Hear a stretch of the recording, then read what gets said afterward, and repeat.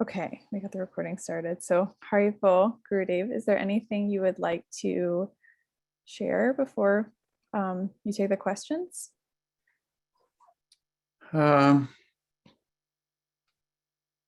just take the questions. Sure. So Linnea was wanting to know the difference between, like, if you could differentiate between knowledge and wisdom. Oh, I can't hear you now.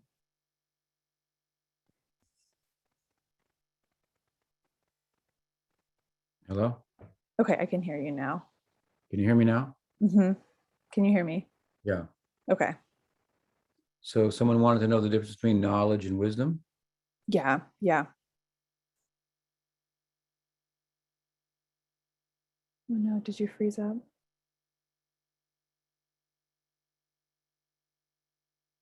Is Gurudev frozen for anyone else? Yes. Yes. Okay. Yeah, he's frozen. Okay.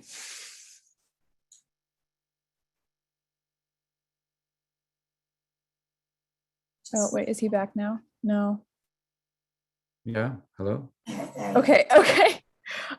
Can you start over? Oh, he's frozen again.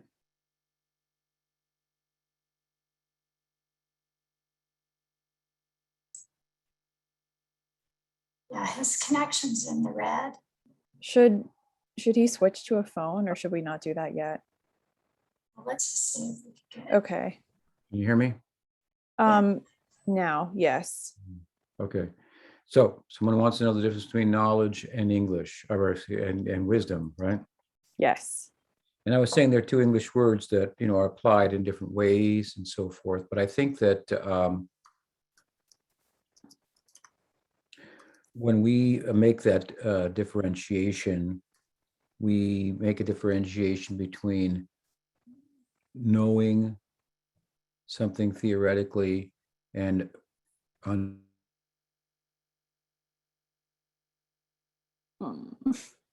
knowledge that is realized, or wisdom, if you will, is knowledge that is applied. Knowledge may be acquired, but it may not be applied. It may just remain in our head or our heart. But if it's integrated into our heart and it constitutes realization, then it will play out in terms of how we conduct ourselves as well. There are two Sanskrit words that might be invoked to make this, to distinguish the two, gyan and vigyan. So gyan means, in this case, theoretical knowledge, and vigyan means realized knowledge. So it's one thing to gather information, and so forth. It's another thing to actually digest it. So I think that's the way to think about the two terms in the way we often use them: knowledge as opposed to wisdom. So I'm going to have a head full of knowledge.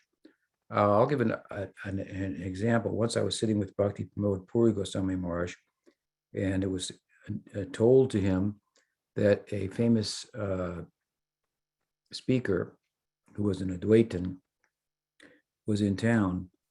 And these Advaitins, they're gyanis, so they collect a lot of knowledge, and they tend to speak wherever they are, so to speak, through the filter of that which is the most respected path in that vicinity. So when it comes to Braj, they speak about the Braj-lila, they speak about Chaitanya Mahaprabhu, they speak about Krishna Bhakti. Of course, they have a Advaitin ultimately they have an Advaitin perspective on that. But they know the teaching very well. And Pramod Puri Maharaj heard his name, he chuckled and said, "Oh, he knows the Siddhanta better than we do." So, so he had a head full of knowledge, but it hadn't, Gaudiya Vaishnavism hadn't entered his heart, so to speak, and changed his heart and turned him into a soft-hearted bhakta. So it's possible that someone can collect a lot of knowledge, information. Academics is another example. Maybe academics that know the teachings, if you will, technically better than many devotees, but they're far from where the devotees are in terms of realized knowledge that has been and continues to fuel their ongoing practice. So maybe that example helps to illustrate the difference. Hope that helps. What else? So there's a question in the chat from Raj Hari, and I'm just scrolling up because he wants me to read it. Okay, so he says, Pranam. In the stotra, the 108 names of Srimati Radharani by Srila Raghunatha Das Goswami, one name is, oh, I can't pronounce this. Did you copy and paste this, Rajhari? Spell it out. Okay, Bhaskaropasika. Bhaskaropasika. Yeah, who worships the sun. Sorry, I still don't understand if the sun that Radha worshipped in bhauma-lila is the same sun that we right now can see and allows us to see. Could you please share about Radha worshiping the sun? Thank you. I lost you for a second. He said, I still don't understand. Yeah, so he said, sorry, I still don't understand if the sun that Radha worshipped in bhauma-lila is the same sun that we can see right now. Yeah, that's what he said. So could you please share about Radha worshiping the sun? Thank you. Did you hear that? Yeah. Okay. Yeah. Yes.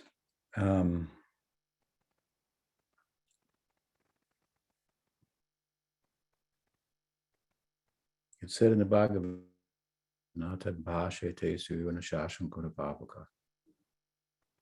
in that world, Golok, my Dham, Krishna says there's no need for sun, moon, fire, and other such illuminating substances or objects. The implication of that is that it's a self-luminous realm. And luminosity, if you will, is something that is used, a term that is used, a concept to illustrate knowing, as opposed to darkness representing unknowing. So it means there everyone is enlightened. There's no ignorance. At the same time, there's a sun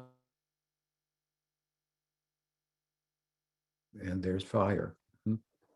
It's mentioned in the Gautamiya Tantra or Brihad Gautamiya Tantra, one of the two, that in Goloka, and I know that's not what you're referring to, I'll get to that.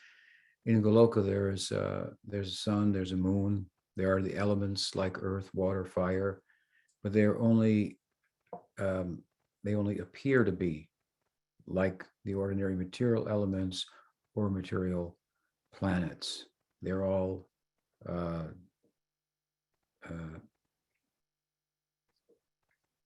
spiritual. There are devas and they're bhaktas and so forth and so on.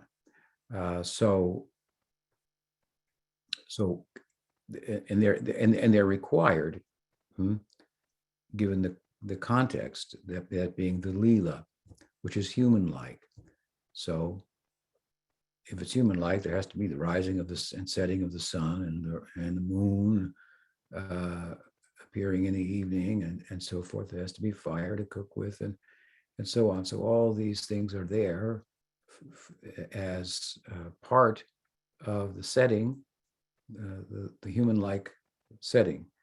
Now, given the Goloka is a little bit more, a touch more Aishwarya to it or majesty to it than the Prakat Lila, the manifest Lila on earth, where there's a sun, there's a moon, there's a fire, but those are the material elements. The Prakat Lila is like the sadhaka deha, the practitioner's body. It's a combination of material and spiritual. As we gradually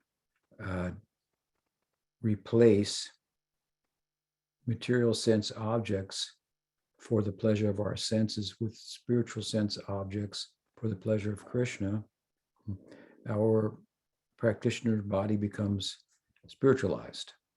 So what's material and what's spiritual? That's a larger question, perhaps, than what most people think. So it's a consciousness. So, can you hear me? Yeah, excuse me. So the Prakat Lila, anyway, is compared in this way. Another analogy might be the deity. The deity appears to be made of material elements, yet we consider it fully spiritual. So it's if you approach it in terms of the deity, him, as the scripture explains, and with the heart in the right place, then one doesn't see a stone. One doesn't see wood as maybe elements that the deity may composed of, made out of. So Radharani is born, if you will, in the Prakat Lila, astrological stellar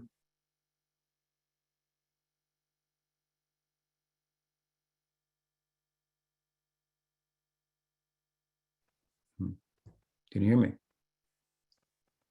Now you can.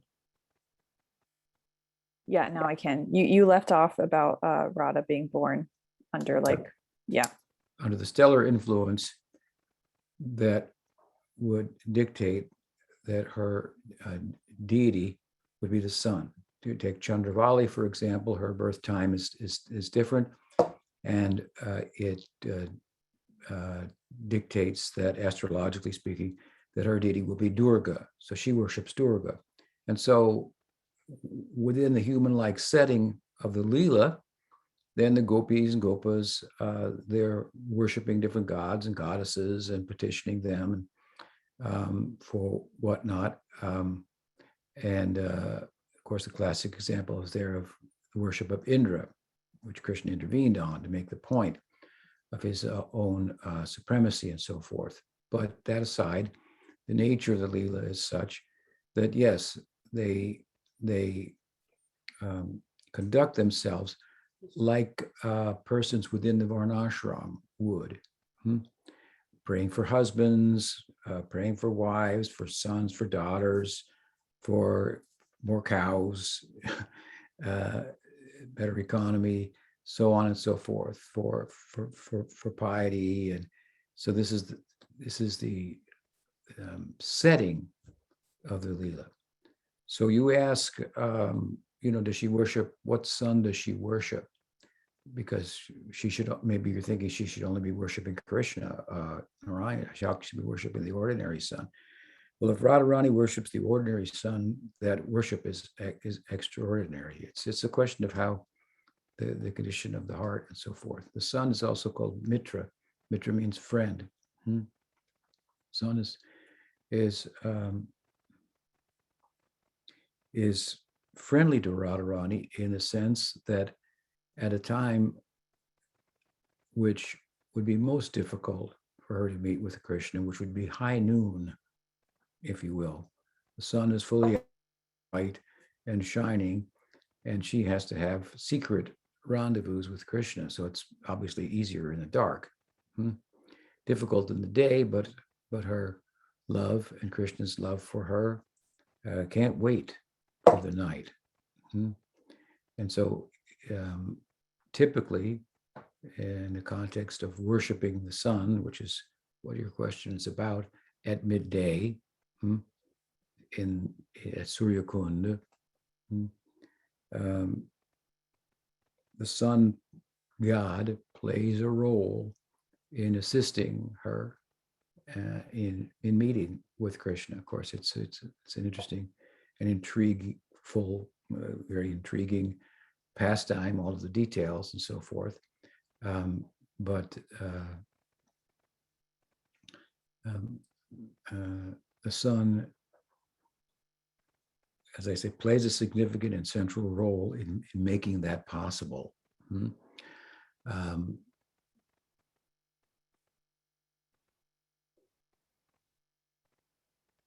So it doesn't really, I mean, your question is, what sun is she worshiping? She's not like, she's worshiping the sun like any ordinary person would worship the sun, with regard to the Dharma, karma marg, the Dharma marg within Varnashram. But it's fully spiritual because of what her aspiration is. Just like gopis worship Katyayani in order to attain Krishna as their husband, the Kanyas, the young girls. Now, someone may say, and some acharyas may say, actually, this is a Yogamaya they're worshiping, not Mahamaya, but they could also worship Mahamaya for spiritual, with a spiritual purpose in mind, and spiritualize, the worship by the condition of their heart and the nature of their approach.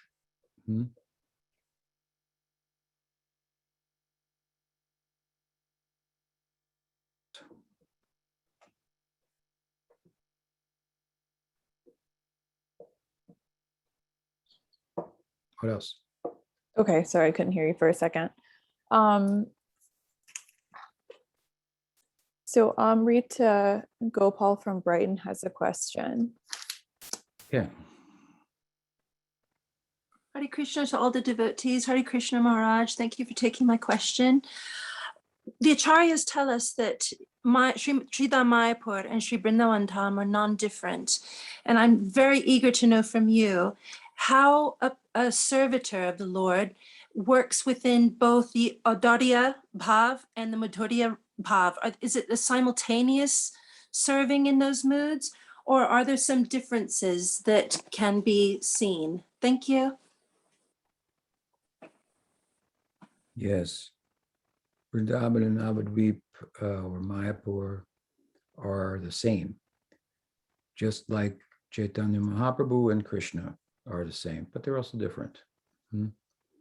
Chaitanya Mahaprabhu is Krishna in his audarya-lila, and in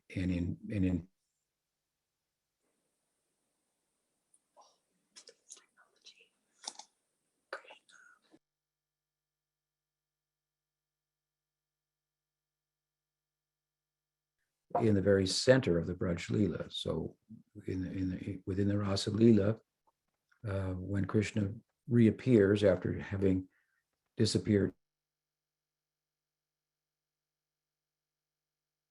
reunites with them and explains himself, answers their questions about what kind of lover he is and so on and so forth.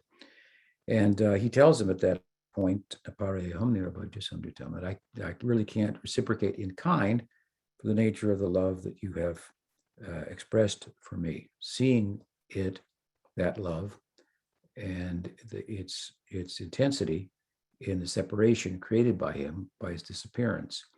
So that is the genesis there of Chaitanya Mahaprabhu. So where is Navadvipa? It's in the very deepest reach, if you will, of the bhauma-lila. So if you were to mine the bhauma-lila, the most precious jewel you would find there is, you would think, well, I'll find it in the rasa-lila, and this is where you find it in this Chaitanya Mahaprabhu. Chaitanya Mahaprabhu is the coming together of Radha and Krishna. They try to come together, but Radharani says, anyone who says I love you really doesn't understand love, because in love there is no quote unquote other. Now that's a good point to remember just in general, because our life is full of others. And that, to that extent, we are not lovers. But taken to the highest realm within the Lila, of course, this is the Chintu Beta Bed, the unity, what would we say? Identity and difference, and their interpenetrating, how they interpenetrate one another by the mystical Chintya Shakti of Krishna. So Radha and Krishna are one. You and I become we. The you and I is a plural. The we is a singular unit, right? So when Radha, there's a beautiful picture, a painting of Radha and Krishna combined, where Radha's hands are holding the flute and so forth. This is the meeting, Mahabhav, Rasaraj, and what is the result? Dui Ekarup, the two in one form, that is Chaitanya Mahaprabhu. So when they come together, most completely, that is Chaitanya Mahaprabhu. Now, I'm just giving some background, right? So Chaitanya Mahaprabhu is Krishna. So Navadvipa and Vrindavan, they're one and the same. But there's a difference. There's a different mood that Krishna's in. It's a different lila. It's not entirely different lila. It's Krishna lila, because Krishna is the only one that has interest in Prema Madhurya. Avatar Varaha doesn't, Nrsimha doesn't.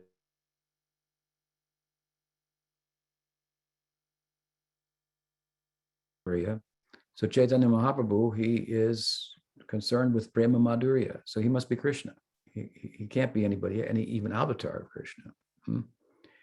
And so his abode must be the same. So you have the famous picture that Prabhupada had painted for his Bhagavatam series on the first canto, where he had the lotus and is surrounded by Vaikuntha lokas, and in the lotus is Radha and Krishna. If you look carefully there, you see Chaitanya Mahaprabhu in the background performance in Kirtan.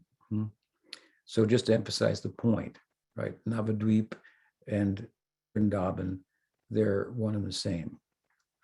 But the mood of Chaitanya, of Krishna in Gaur Lila is different.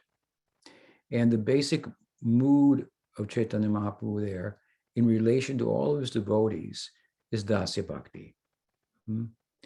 After all, this is his audarya-lila. So the relationship between guru and disciple is akin to Dasya, maybe tinged with a little Sakya. Vishram Bena Guru Seva. But all the devotees,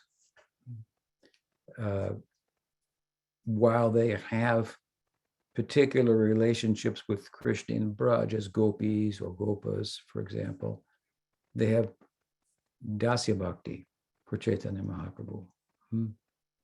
And there may be some ways that we'd say, wait a minute, what about Sachi? Doesn't she have motherly love? Yes, there are some instances or examples like that. But really what we're speaking about is our prospect, right? Our prospect. The Goswamis, they are chosen by Chaitanya Mahaprabhu for a number of reasons to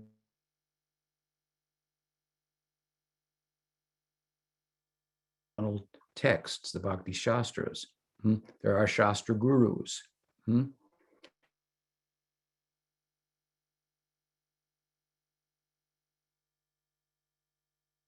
Abilities, materially speaking, They were wise, they were politically well situated, although they were ostracized from the Hindu community, but that was something that Chaitanya Mahaprabhu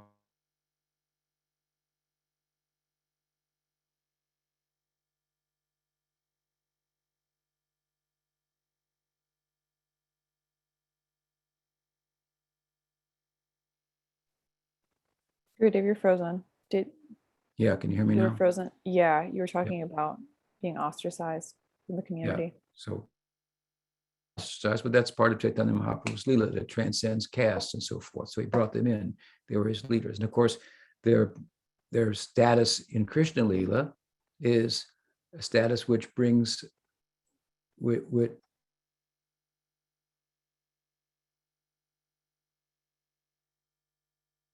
that brings them as close as possible to what Chaitanya Mahaprabhu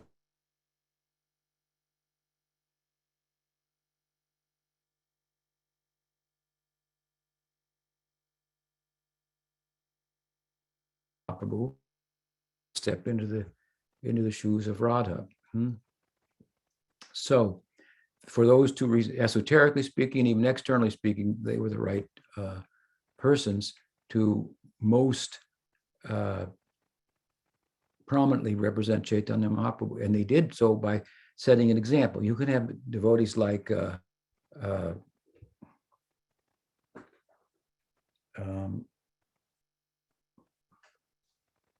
forget his name. I was going to mention the example of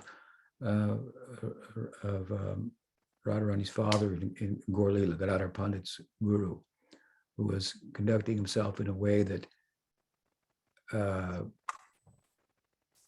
looked questionable. I can't hear, but I can see your lips moving there. Pundarik Vidyanidhi. Right. So he's an example, or Ramananda, another example. They conducted themselves in ways that are not examples for sadhakas to follow, but Rup, Sanatana, and Jiva Goswami, they set the example. The Dwadasa Gopals did this as well. So therefore I cited the verse, Sankhya Purvaka Nama Gananati. They showed the way. So our entrance into Gaur Lila is following in the wake of the teachings and the example in their sadhaka deyas, the example of the Goswamis. And they were all in Dasya Bhava for Chaitanya Mahaprabhu, although they were manjaris in Gaur Lila. So they will appear in Navadvipa as Brahmin boys. So it's thought that in Gaudiya Vaishnavism, one can attain a swarup in Dasya Bhakti as a Brahmin boy in Gaur Lila, at the same time, a Gopa or Gopi role in Krishna Lila. So if you want to know your swarup, I'll tell it to you right now. It's Dasya Bhakti for Chaitanya Mahaprabhu. And if you apply yourself there, let's see, let's look, for example, at the associates of Chaitanya Mahaprabhu. They applied themselves accordingly.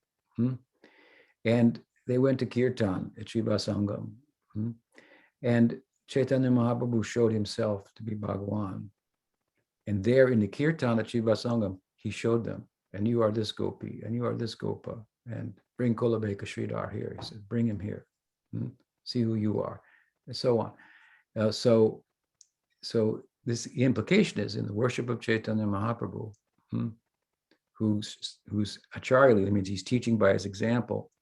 He left Navadvipa to teach, and his teaching as a sannyasi is to show us how to enter back into Navadvipa and enter in the Kirtan of Srivasangam, and then be delivered through that Kirtan in terms of attaining a role in Krishna Lila.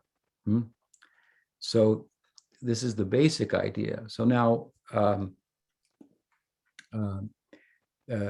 typically, the advanced devotees will cultivate both a role in Gaur Lila as a Brahmin boy, Dasya Bhakta, and the role in Krishna Lila as a Gopa or as a Gopi internally.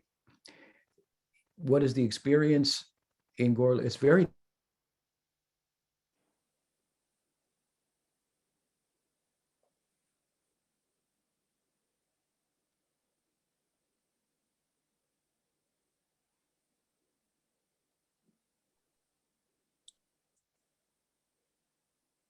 Dave, you're frozen. I don't know if you can hear me.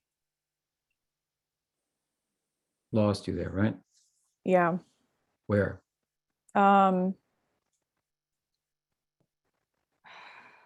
were Roles of- talking. Anyway, when the devotees in Navadvipa, it's difficult to separate Krishna Lila from Gaur Lila because Gaur Lila is all about worshiping Krishna Lila, right? So, in the Nitya Lila, for example, of Chaitanya Mahaprabhu, the devotees will follow Chaitanya Mahaprabhu, and Swarup Damodar will sing a kirtan, Lila kirtan, perhaps relevant to the time of the day, and that's the kirtan about what's happening in Krishna Lila at that time. The devotees will enter into that, and suddenly Navadvipa will turn into Vrindavana, and they'll see themselves in their swarups in Krishna Lila. Then that episode will close and it'll come back to Gaur Lila. So Gaur Lila is reaching into Krishna Lila in trance and coming back out. But the out is at least as high, if not higher, than the in. So first the giver, then the gift. So Chaitanya Mahaprabhu is the giver. We worship him. The gift is Braj Lila.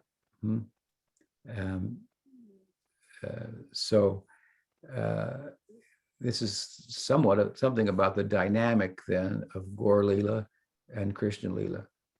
Now, that said, the interesting thing is that, as I mentioned, you're going to have a swarup, for example, in Gaur Lila as a Brahmin boy, when in the context of the Lila, you're going to enter into trance with Chaitanya Mahaprabhu into Krishna Lila, where you already are in your other swarup as a cowherd boy or as a gopi.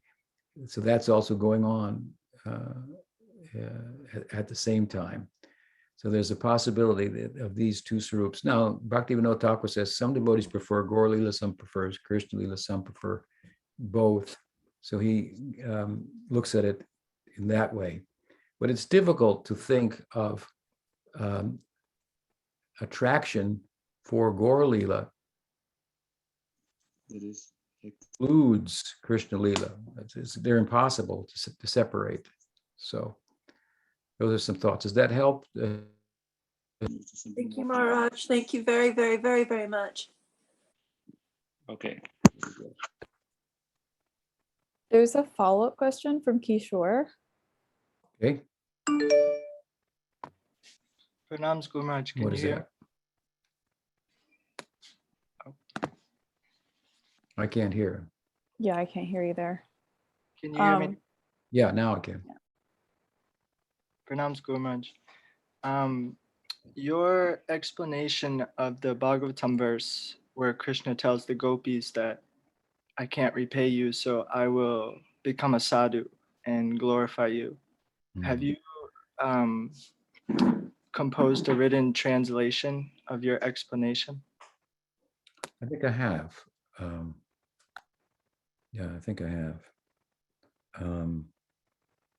I may have done that in Sacred Preface. You might want to look there. I believe that I also did it in Circle of Friends, which I'm writing now. But it's drawn largely from Sanatana Goswami's explanation of the verse in Srimad Bhagavatam.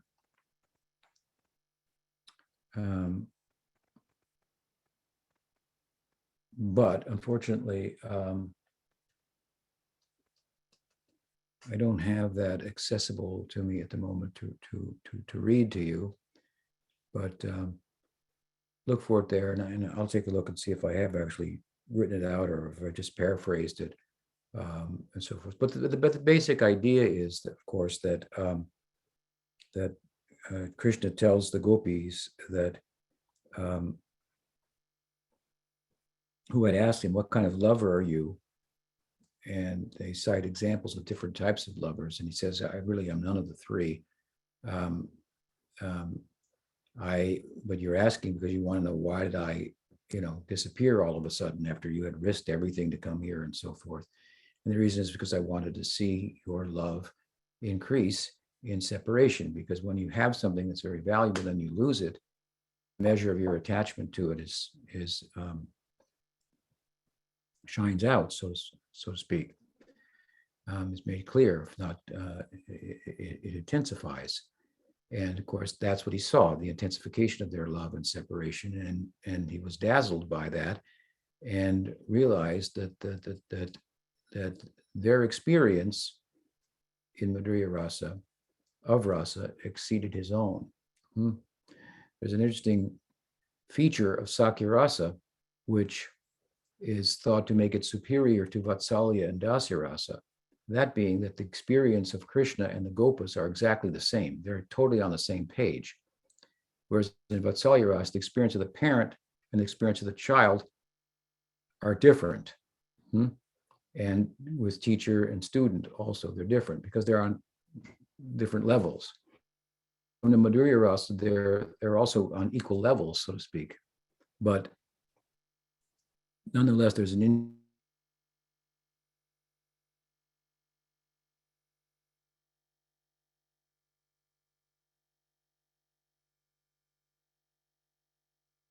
of the gopis exceeds that of Krishna.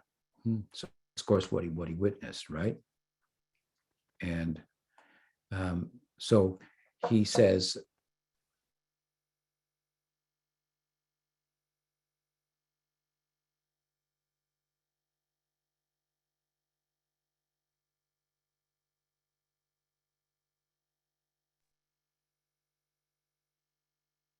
Gurudev, you're frozen. if people don't reciprocate, they still love them because they have universal compassion and so forth. And so he says that you gopis are like that. You're sadhus. They're ostensibly young girls who are selfish, and he's saying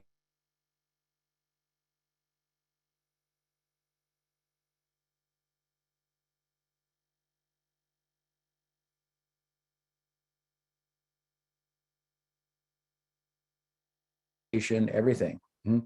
Dharma, they went against it to meet him. And so he says, actually, you're the best of sadhus.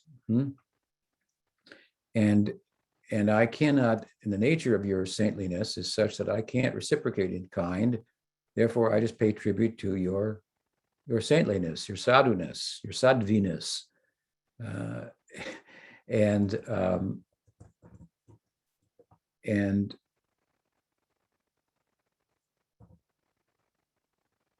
he says something about Brahma.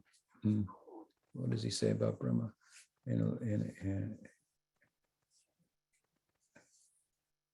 Something about it in the life of Brahma. So anyway, I forget the exact statement in the verse, but the implication is that in order to pay you back, I have to worship your saintliness. In order to do that, I have to become a sadhu, is the obvious implication. And I will make devotees for you. Because I'm worshiping you, I will collect up devotees for you. And I'll do this once in the day of Brahma. So that's what's said in the Rasa Lila. That this is, as I said, why this is the genesis of Chaitanya Mahaprabhu. So that's the spirit of the verse. Srimad Mahaprabhu ki jai, Gaur Lila ki jai. Jai. Okay. Jai. Thank you, Gumaraj. Yes. Another question? So there's a few questions that have come in the chat as well. But Omkar has a question. Okay. Jai Guru Maharaj. Pranams. Can you hear me? Yes. Good morning. Good evening. Morning, evening actually, in Sweden. Today I took a Sanskrit class. It was just an introductory one, and I asked the guy giving the class, but he couldn't give me a conclusive answer on. I was wondering when I read Bhagavatam by Visvanatha Cakravarti's commentary. sometimes there's a word that in a commentary he says, this word should be something else instead. And yeah, I've come across this couple times, and I was wondering how to view this, how to see this when Acharya says something like that. Well, the author of the Bhagavatam, if we take it from a traditional point of view, is Vyasa.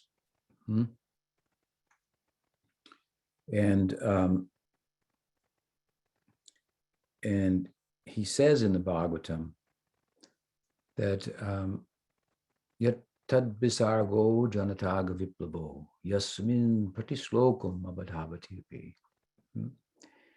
He says that this book is another creation altogether. Yat tad visargo janataga viplavo yasmin pratislokum abadhavati. He says it's another world altogether. And while there may be some grammatical mistakes in the book, he says, Yasmin pratishlokam abadavati api. While there may be errors in the book, he's speaking of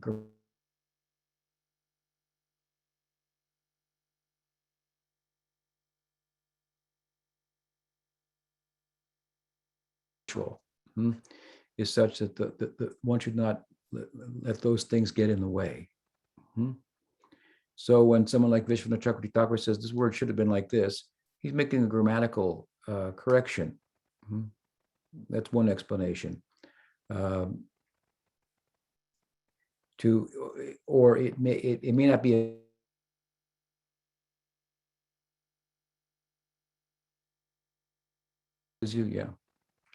it might not be a mistake grammatically, but it may be better stated like this.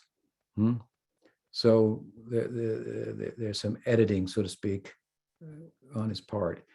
A better word would have been this, because this is the spirit of this say, and so forth. So Vyasa himself has given a license for such comments. Are. I'll let you.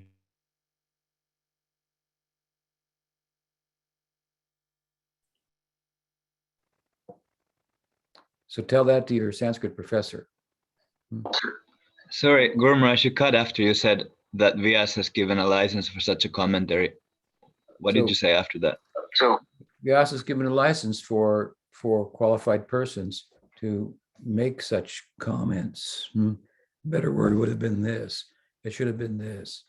You can look at it like I'm explaining it, or over centuries, manuscripts get copied, and there may be a what do you call them? A scroller, a copier, who wrote down the wrong word. It's another way of explaining why he says it should. This is a better use of words here, something like that. But essentially, Vyasa himself has opened the door for such commentators to make such points, few as they are. But that's my answer. You can tell your Sanskrit teacher that. Jai, thank you. Ki jai. Grantaraj ki jai. What else? Okay, let me go into the chat. I think it's Mahapriya has a question, and it's in Spanish, Jai. So it needs to be translated.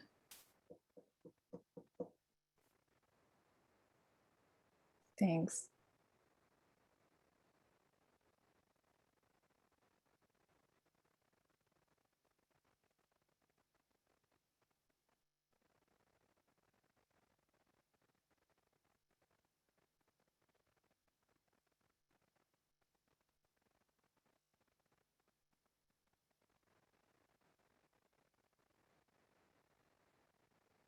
Right.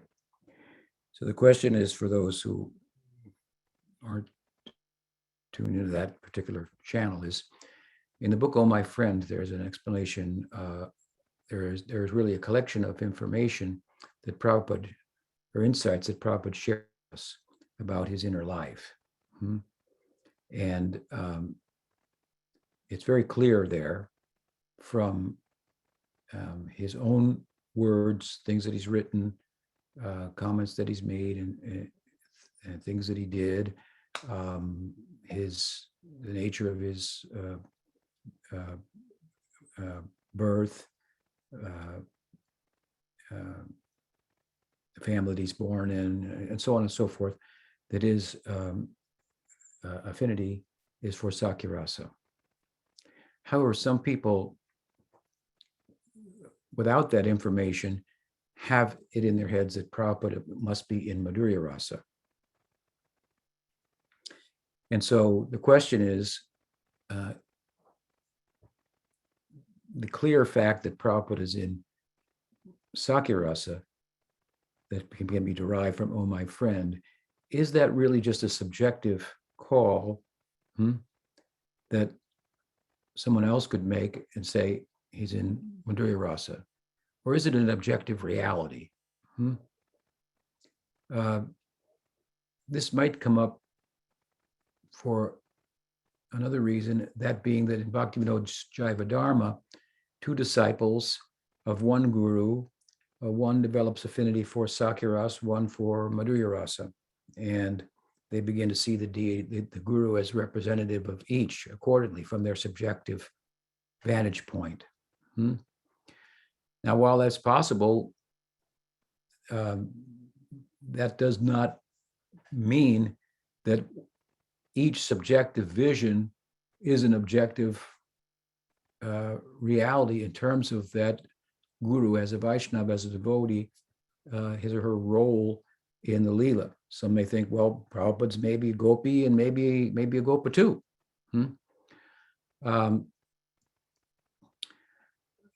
But while it's true that devotees of Braj, for example, in the Braj Leela, may appear in other Leelas as Krishna appears as well, as Arjun Saka of Braj appears as Pandava Arjun, as Sridhama appears as Garuda, as Manu Mangal appears as Narada, and so forth. Krishna expanding into different Leelas, his associates, his entourage expands along with him. And they have, Radha appears as Satyabhama, Chandravali appears as Rukmini in the Dwarka Leela, and so forth. But they're not appearing as two different persons in two different rasas in the same Leela. Some people think that that's what's being said, for example, about Ramananda Roy and other people in some places in Gorgana Deshtipika, but that's very much a misreading of the text. If you study Gorgana Deshtipika, you see that what Krishna, what Kavi Karnapur has done, as he himself says, is I've collected information from other devotees and from certain texts, and use my own intelligence to come to conclusions about who these devotees of Chaitanya Mahaprabhu are in Krishna Leela. Let's take Ramananda Roy. It's probably one of the more complicated cases. What's actually said in the book is that Ramananda Roy is that the two devotees, Arjun Saka of Krishna Leela, who's a Priyanarma, the text says, and Pandava Arjun, who's a different type of friend of Krishna, but a friend of Krishna nonetheless, in Sakya-rasa in the city. These two combined to appear as Ramananda Roy.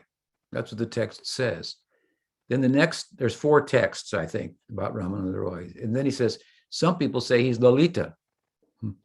But this contradicts what Chaitanya Mahaprabhu said.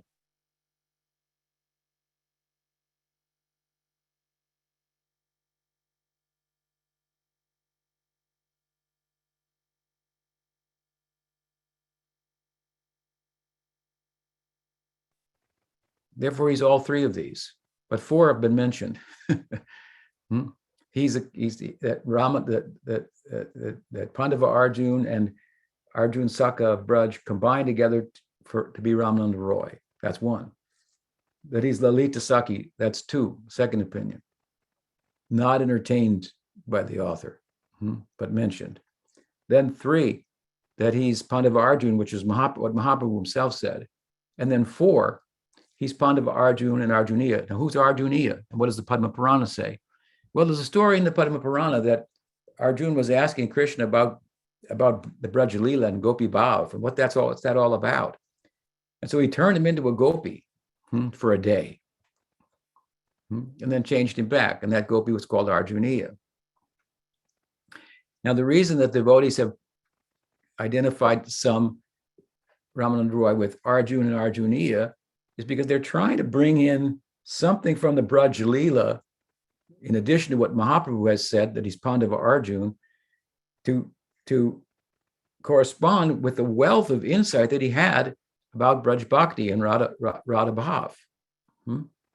Right? Ramananda Roy was the intimate associate of Chaitanya Mahaprabhu along with Swarup Damodar, coaching him entering into the Bhav of Radha in the Audarya-lila. So if he's only Pandava Arjun, where did he get all that insight? So, he did it as Arjuniya, but it's only for a day in eternity. He says quickly it happened. I think he meant briefly it happened. Briefly it happened. But he likes that, Ramananda Kavi Karnapur, because, well, the scripture says this too. But he also says, well, the idea that he's Pandava Arjun and Arjun Saka, or a combination of each of them, that's also plausible, because Arjun Saka is a Priyanarma Saka, and their Priyanarma Sakas are intimately involved with Radha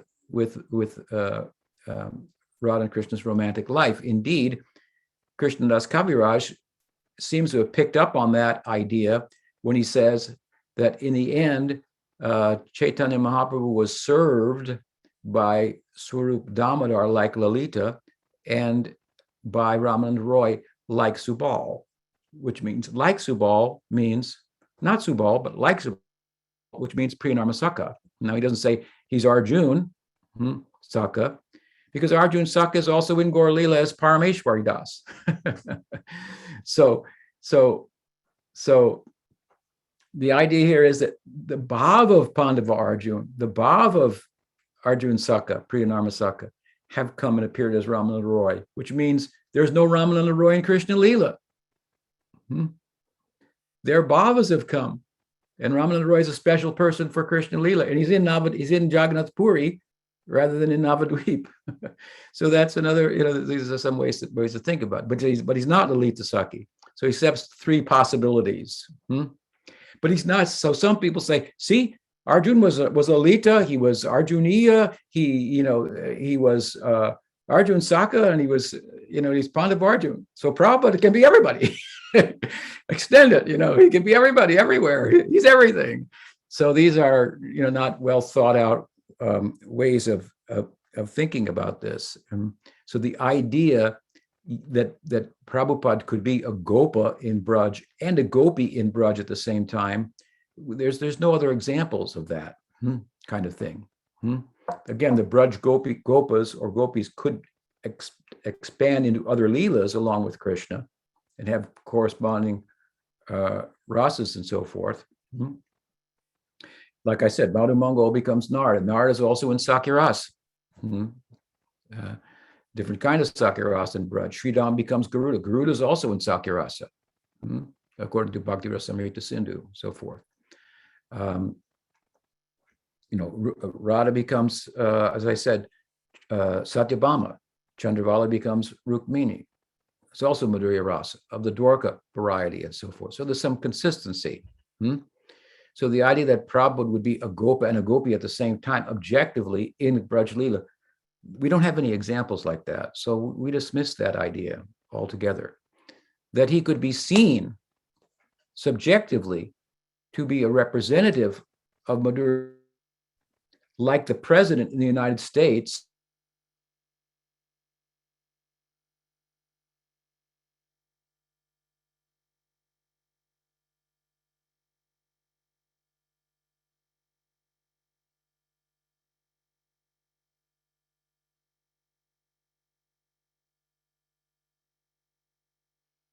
Freedom, you're frozen.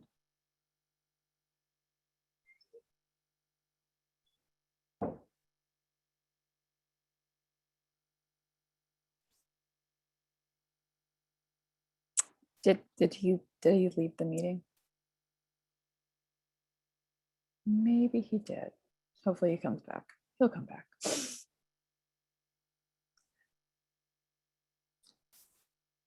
No, he is still in here. Hello. Hello.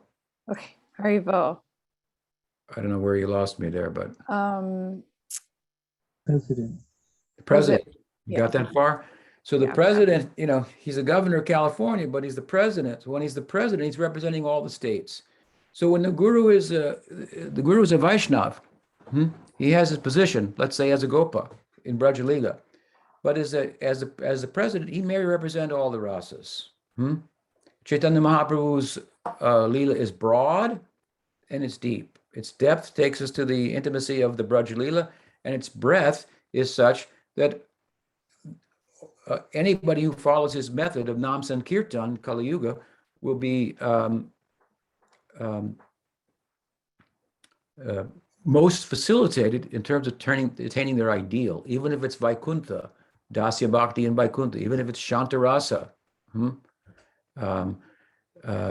So the guru can represent in a broad way the breadth of Chaitanya Mahaprabhu's teaching, as Prabhupada did. For example, in Bombay, there were a lot of Ram Bhaktas, so he put Ram and Sita Ram Hanuman on the altar there. Of course, he had Radha and Krishna as well, and Gaur-Nitai. That was an example of the Acharya speaking to, addressing the breadth of Chaitanya Mahaprabhu's reach. Whereas in Vrindavan, he put Krishna Balaram in the center. That is his home, and where he resides. Navadvipa, his place of worship, as he said. So there we're getting a glimpse more of his internal life. And of course, those are the things that we brought out, you know, my friend, the internal life of Prabhupada from Prabhupada's own lotus mouth. There could be no better evidence as to his own inner ideal than that which he himself has said. And the book demonstrates that he spoke extensively about this, extensively. Not many devotees caught it, but we were able to collect it all together and make it available as a service to the community. So no is the answer to your question, but let me address something else. The reason the question comes up, why does this question come up? After you read a book like Oh My Friend that has overwhelming evidence for Prabhupada's affinity for Sakyarasa, and that this is his ideal, and there's more evidence than what we've collected there as well. Why would that question even come up? Because someone has put in your head or other people's head that Prabhupada must be a gopi, because gopi is the highest thing. We have to be very careful when we say gopis is the highest thing, not to make something like gopas a lower thing. Gopis don't think that gopas are a lower thing. Gopis don't think like that. Krishna's a gopa. They don't think he's lower than me. They don't think. We find Rupa Goswami praying for the blessing of Subal, that he could meet the divine couple who are so close to him, who Subal is intimately associated with, and so forth. So we have to be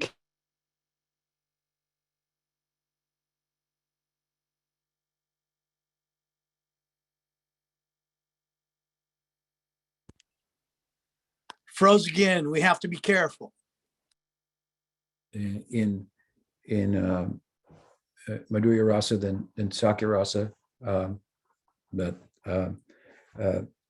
and sakya and madhurya rasa, gopi bhav, radha dasim is the main kind of bhava, if you will, of Gaudiya Sampradaya. Chaitanya Mahaprabhu is pursuing that radha bhav. So through the so there'll be many samskars, impressions of that coming down. Many acharyas have that ideal and so forth, but not all of them. The founder of our Sampradaya, one instance, is Brahma. He's in Sakyarasa. Brahma initiated Nard. Nard is in Sakyarasa. Nard initiated Vyas. Vyas, if we look at Chaitanya-lila, who is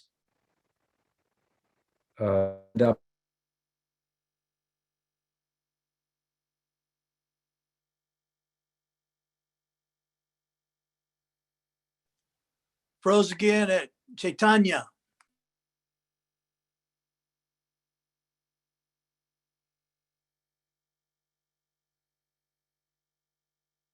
Vyas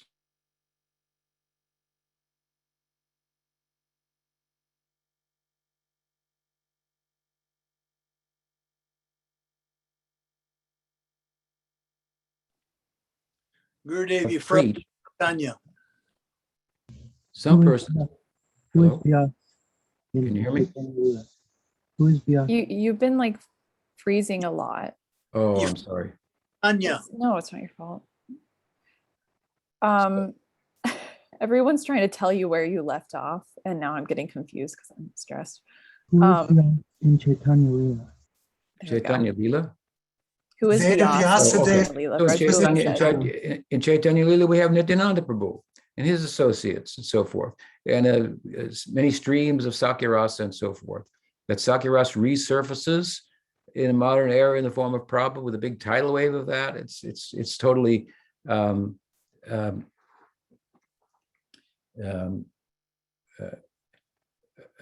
it's something that is within the realm of possibilities.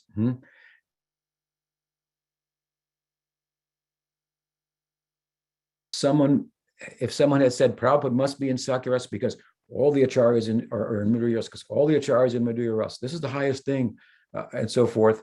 Someone may have said that for reasons to his or her disciples, to make a certain point and so forth, but it's not the objective reality. All the acharyas were not in Madhurya Rasa. I've cited a few. Narada, Vyas, Nityananda Prabhu, the Dwadasa Gopals, who all had lineages and so on and so forth. The Raghunatha Goswami comes in a lineage that's started by Priyanarmasaka, one of the Gopals of Nityananda Prabhu. So the reason that this question comes up, it wouldn't, if you just read the book, it would be obvious. But because something else is already in your head, probably must be Madhurya Rasa. That's the highest rasa. Or you've been told, or you've been hearing that, and it's a problem. If he's not, that's just that's the problem. No, it's not just a subjective thing. Therefore, we brought objective evidence. The evidence we brought was objective and put it forth in the book to give everybody the opportunity to know things about Prabhupada that they might not have known, what he himself said, which is the ultimate pramana or evidence as to his own ideal.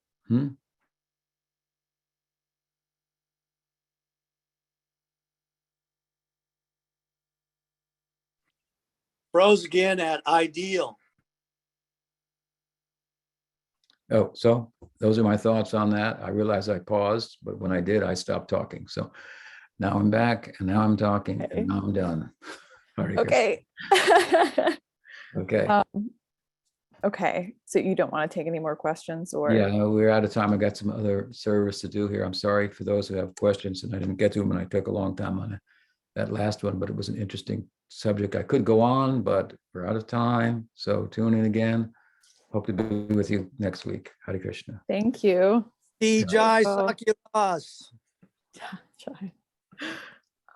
So I'm going to make the announcements. Thanks everyone for bearing with me as the connection was unstable. Okay, so here's the classes for November. On Monday, Chitta is giving classes, The Glories of Sri Radha. And then Tuesday, Dulal is giving classes, Damodar-lila, Prema Bhakti as it is. And then Wednesdays, Madan Mohan is giving classes, The Psychology of Vraj, Our Desired Disposition. And then on Thursday mornings at 8 a.m. my time, Padmanabha Swami is doing questions and answers. And then also a little bit later in the morning, Asha Maharaj is giving classes, the reflections on the beauty and mystery of of Krishna's Rasa Lila. And then on Fridays, Brigupad is giving class, Always Coming Home, Vrindavan Parikram. And then Kanaram is giving class on Saturdays, Govardhan Mellows. And then on Sundays, we're back here for questions and answers. Okay, thanks everyone. I appreciate you all. Okay, Haribo. Thank you, Radhana. Haribo. Thanks.